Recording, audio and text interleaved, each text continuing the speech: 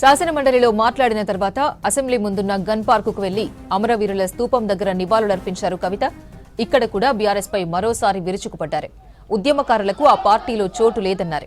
రాష్ట్ర ఏర్పాటు తర్వాత ఉద్యమ ద్రోహులంతా బీఆర్ఎస్ లో చేరారని ఫైర్ అయ్యారు. అధికారం వచ్చాక ఉద్యమ ద్రోహులను నెత్తిన పెట్టుకున్నారని విమర్శించారు. ఇక 10 ఏళ్ల బీఆర్ఎస్ పాలనలో ఇరిగేషన్ పై లక్షల కోట్లు ఖర్చు చేశారని, అయినా అదనంగా 1 ఎకరం పారలేదన్నారు కవిత. తనలాంటి ఒకరిద్దరు మినహా మహిళలకు ఆ పార్టీలో చోటు లేదన్నారు. వచ్చే ఎన్నికల్లో జాగృతి పార్టీ పోటీ చేస్తుందని, ఖచ్చితంగా రాజకీయ శక్తిగా అవతరిస్తామని చెప్పారు. అత్యంత అవమానకరంగా తనను పార్టీ నుంచి బయటకు పంపారని మండిపడ్డారు కవిత. తెలంగాణ రాష్ట్ర సాధన కోసం మనందరం కూడా కట్టుబడితో పనిచేస్తాం. తదనంతర కాలంలో ఎప్పుడైతే అధికారం వచ్చిందో, ఎప్పుడైతే తెలంగాణ ఉద్యమ ద్రోహులంతా కూడా టీఆర్ఎస్ పార్టీలో చేరారో, అసలైన ఉద్యమకారులను, ఉద్యమంలో మనతో కలిసి పనిచేసినటువంటి ఉద్యమ సహచరులను రాత్రనక పగలనక గుర్తింపు ఉన్నా లేకపోయినా కార్యకర్తలుగా గ్రామాన పనిచేసినటువంటి లక్షలాది మందికి వేలాది పోస్టులు, డైరెక్టర్ పోస్టులు ఖాళీగా ఉంటే ప్రభుత్వంలోకి వస్తే కనీసం ఒక తెలంగాణ ఉద్యమకారులు కూడా పార్టీ నాయకత్వానికి గుర్తురాకపోవడం చాలా శోచనీయం. తెలంగాణ ఉద్యమంలో వేలాది మంది ఆడబిడ్డలు పాల్గొంటే నాలుగంటే ఒకరికి తప్పితే అవకాశాలు వేరే వాళ్ళకి రాకపోవడం, అవకాశాలు వచ్చిన నాలాంటి ఒకరిద్దరిని కూడా చిత్రహింసలు పెట్టి నానా విధాలుగా కట్టడిలు చేసి, నానా విధాలుగా అవమానం చేసి, రాజకీయంగా ఎదురకుండా చేసి, తప్పకుండా తెలంగాణ జాగృతి ఒక పార్టీగా ఎదుగుతుంది, పొలిటికల్ పార్టీగా ఎదుగుతుంది. ఈ పార్టీ మరి తెలంగాణ ప్రజల పక్షాన నిలబడి పనిచేస్తుందని కూడా ఈ సందర్భంగా నేను తెలియజేస్తా ఉన్నాను. మరి పార్టీ ఎప్పుడు ఏంది, విధి విధానాలు ఏందన్న అన్ని చిన్న చిన్న సాంకేతిక అంశాలు. కానీ రాబోయే అసెంబ్లీ ఎన్నికలలో తెలంగాణ ప్రజల పక్షాన నిలబడి పోటీ చేయడానికి, నిలబడి వారి యొక్క హక్కులను కాపాడడానికి, ప్రజల పక్షాన పనిచేయడానికి తెలంగాణ జాగృతి ఒక శక్తిగా ఖచ్చితంగా చట్టసభల్లో తిరిగి అడుగు పెడుతుందనే విషయాన్ని ఎటువంటి అనుమానం లేకుండా నేను ఇవాళ తెలియజేస్తా ఉన్నాను. నేను ఆహ్వానం పలుకుతా ఉన్నాను ఆ లెఫ్ట్ పార్టీ సోదరులకు, మావోయిస్ట్ సింపథైజర్లకు, మావోయిస్టులకు, ఎవరైతే మనుగడ సాగించలేకపోతా ఉన్నారో, ఎవరైతే కొత్త రాజకీయ శక్తులు రావాలి ఈ రాష్ట్రంలో ఆలోచిస్తున్నారో, ఎవరైతే ప్రజాస్వామ్యబద్ధంగా పనిచేసే పార్టీలు రావాలనుకుంటున్నారో రండి. ఒక ఆడబిడ్డగా నేను ముందడుగేస్తున్నా, నాకు మద్దతు ఇవ్వండి. నేను మా విద్యార్థి లోకాన్ని పిలుస్తా ఉన్నా, ఇంతవరకు ఫీజు రియంబర్స్మెంట్ రాని మీరు పిడికిలు బిగించండి, జాగృతిలో చేరండి, పోరాటం చేయండి. మా నిరుద్యోగ యువకులకు నేను పిలిపిస్తా ఉన్నా, మీకు ఒక కొత్త రాజకీయ వేదిక వస్తుంది.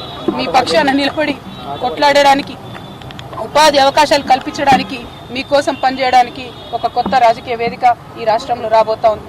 అందరికన్నా ఎక్కువ మా ఆడబిడ్డల్ని కోరుతా ఉన్నా, ఒక ఆడబిడ్డగా తెలంగాణ రాజకీయ అస్తిత్వాన్ని కాపాడడం కోసం, మన ఆడబిడ్డల హక్కులు కాపాడడం కోసం నేను ముందడుగేస్తా ఉన్నాను. నన్ను దీవించండి, ఆశీర్వదించండి. తల్లిగారింటి నుంచి ఒక అవమాన భారంతో ఇంటి పార్టీ నుంచి నేను ఇవాళ అన్ని బంధనాలు తెంచుకొని బయటకు వస్తా ఉన్నా.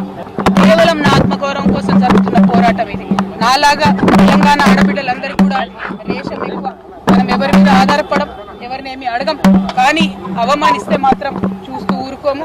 అత్యంత అవమానకరంగా నన్ను పార్టీ నుండి బయట పంపినారు. ఖచ్చితంగా నేను ఈ రాష్ట్రంలో ప్రజల పక్షాన నిలబడి పనిచేస్తాను. ఆ దేవుడి దయతో, ప్రజల దయతో గొప్ప రాజకీయ శక్తిగా తెలంగాణలో ఎదుగుతాం. దానికోసం మా ఆడబిడ్డల సహకారం నాకు కావాలని చెప్పి నేను కోరుతా ఉన్నా. శాసనమండలిలో ఎమోషనల్ గా మాట్లాడారు ఎమ్మెల్సీ కవిత. తన రాజీనామా ఆమోదించాలని కోరుతూ బీఆర్ఎస్ పార్టీలో తనకు జరిగిన అవమానాలను వివరించారు. ఈ సందర్భంగా చాలా సార్లు కన్నీరు పెట్టుకున్నారు. అన్ని ఆలోచించే రాజీనామా నిర్ణయం తీసుకున్నామని చెప్పారు. తాను టీఆర్ఎస్ ను నేను ఎప్పుడూ టికెట్ అడుక్కోలేదన్నారు. కేవలం పదవుల కోసమే తాను టీఆర్ఎస్ లో పని చేయలేదన్నారు కవిత. 2014లో రాష్ట్రం వచ్చినప్పటి నుంచే తనపై ఆంక్షలు మొదలయ్యాయని ఆరోపించారు. రాజకీయ ప్రస్థానాన్ని గుర్తు చేసుకుంటూ ఉద్వేగానికి గురయ్యారు కవిత. బీఆర్ఎస్ ఏనాడు తనకు మద్దతుగా నిలవలేదన్నారు. పార్టీలో ప్రశ్నిస్తే నన్ను అనగదొక్కారని ఆవేదన వ్యక్తం చేశారు. అంబేద్కర్ విగ్రహం ఏర్పాటు, సెక్రటేరియట్ నిర్మాణంలో భారీ అవినీతి జరిగిందన్నారు. సిరిసిల్ల, సిద్దిపేట కలెక్టరేట్ల నిర్మాణంలో అవినీతి జరిగితే దిక్కులేదన్నారు కవిత. 3 ఏళ్లు నేను ఈడీ, సీబీఐ కేసులతో ఇబ్బంది పడ్డా ఎవరూ పట్టించుకోలేదన్నారు. ఇన్ని కారణాలతో పార్టీకి, మండలి సభ్యత్వానికి రాజీనామా చేస్తున్నానని వివరించారు. వ్యక్తిగా వెళ్తూ శక్తిగా మళ్లీ తిరిగొస్తానని చెప్పారు కవిత. కాంట్రాక్టర్లు ఎవరు రాలేదు అధ్యక్ష. నేనెప్పుడు కూడా పేద ప్రజల మధ్యలోనే ఉండి పనిచేస్తున్నాను అధ్యక్ష.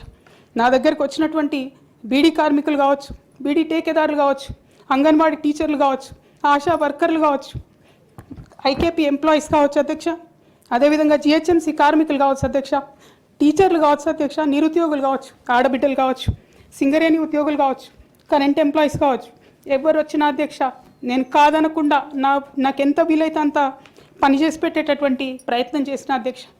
అయినా సరే అధ్యక్ష పార్టీ మౌత్ పీసులుగా ఉండేటటువంటి పార్టీ పేపర్లు, పార్టీ ఛానళ్ళు ఏ ఒక్కరు కూడా ఎన్నడూ కూడా మద్దతు ఇవ్వలేదు అధ్యక్ష. అయినా సరే ధైర్యం వదులుకోకుండా మొక్కువని ప్రయత్నంగా నేను ప్రయత్నం చేస్తూనే వెళ్ళాను అధ్యక్ష. అధ్యక్ష తెలంగాణ రాకముందు, బీఆర్ఎస్ ప్రభుత్వం ఏర్పడకముందు ఒక మాట అనుకున్నాం అధ్యక్ష. కేసీఆర్ గారే పదే పదే ఈ మాట చెప్పారు. ఉమ్మడి రాష్ట్రంలో మనకు కాంట్రాక్ట్ వ్యవస్థ వచ్చింది, మరి కాంట్రాక్ట్ ఎంప్లాయీస్తోని, అవుట్సోర్సింగ్ ఎంప్లాయీస్తోని దేశానికి నష్టం జరుగుతుంది, రాష్ట్రానికి నష్టం జరుగుతుంది, అందరికన్నా ఎక్కువ తెలంగాణ యువకులకు నష్టం జరుగుతుందని చెప్పారు అధ్యక్ష. ఆనాడు వారు సరదాగా ఒక మాట అనేవాళ్ళు, అందరికీ కాంట్రాక్ట్ పోస్ట్ ఉంది, మరి ముఖ్యమంత్రికి కూడా కాంట్రాక్ట్ పోస్ట్ ఉంటుందా అని చెప్పి ప్రశ్నించేవారు అధ్యక్ష. కానీ తెలంగాణ వచ్చిన తర్వాత 10 ఏళ్లలో కూడా కాంట్రాక్ట్ వ్యవస్థను మనం రద్దు చేసుకోలేకపోయినాం అధ్యక్ష. అది కాకుండా అవుట్సోర్సింగ్ ఎంప్లాయీస్, అవుట్సోర్సింగ్ వ్యవస్థను పెంచి పోషిస్తూ పోయినాం అధ్యక్ష. అధ్యక్ష బాధతో, చాలా ఆవేదనతో నేను ఈ మాటలు చెప్తా ఉన్నా అధ్యక్ష. తెలంగాణ సమాజానికి ఏదైతే ప్రశ్నించడం నేర్పించినటువంటి బీఆర్ఎస్ పార్టీ అధ్యక్ష, అంతర్గత వేదికలలో అనేక సందర్భాలలో నేను ప్రశ్నిస్తే అధ్యక్ష నా మీద కక్ష కట్టారు అధ్యక్ష. కేసీఆర్ గారు చుట్టూ ఉన్నటువంటి కొందరు వ్యక్తులు, తప్పక చెప్తున్నాను అధ్యక్ష ఈ మాట, ఎందుకంటే భారతదేశ రాజ్యాంగం ప్రకారం రాజకీయ పార్టీలు ఏవైనా కూడా ప్రజలకు ఒక దిక్సూచిగా నిలవాలి అధ్యక్ష, ప్రజలకు ఒక దారిదీపంగా నిలవాలి. పార్టీలోనే అంతర్గత ప్రజాస్వామ్యం లేకపోతే రాష్ట్రంలో ఎట్లా ప్రజాస్వామ్యం ఉంటుందనే విషయాన్ని కూడా మనందరం గమనించాలి. కాబట్టి ఈ మాట చెప్తా ఉన్నాను.